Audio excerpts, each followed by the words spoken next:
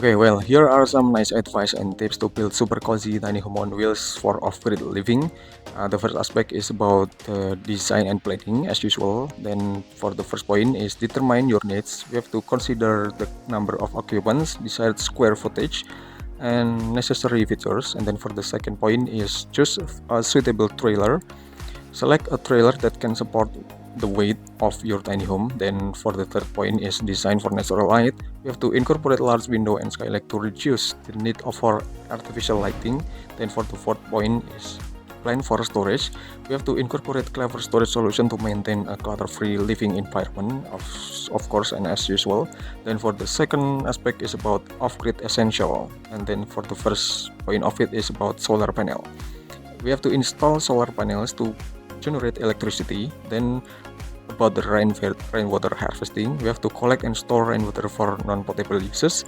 Then about the composting toilet, it could reduce water consumption and waste with the composting toilet. Then propane or biogas. Use propane or biogas for cooking and heating. I think it was important to help us for save for our off-grid living. Then for the third point of it is about insulation and climate control. The first point aspect is insulate for extreme temperatures. We can use natural installation materials like wool, cotton, or recycled denim. Then for the second point of it is install a wood burning stove. We have to provide heat during cold winter months. Then for the third point is use thermal curtains. We have to regulate temperature and reduce heat loss. And then about incorporate ventilation, we have to ensure proper airflow to maintain a healthy indoor environment.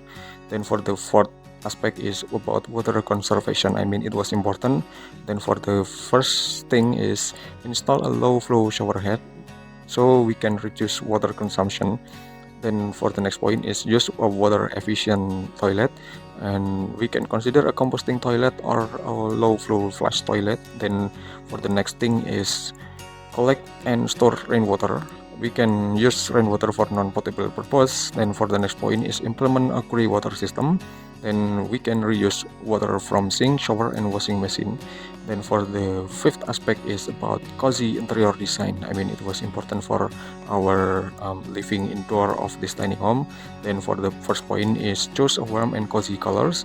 So we can select colors that promote relaxation and comfort. Then for the next thing or the next point is incorporate textiles. We can use throw blankets, rugs, and pillows to add warmth and texture. Then for the next point is about add plants. Incorporate plants to purify the air and promote well-being. Then for the next point is use soft lighting. We can install soft lighting to create a warm and inviting atmosphere inside.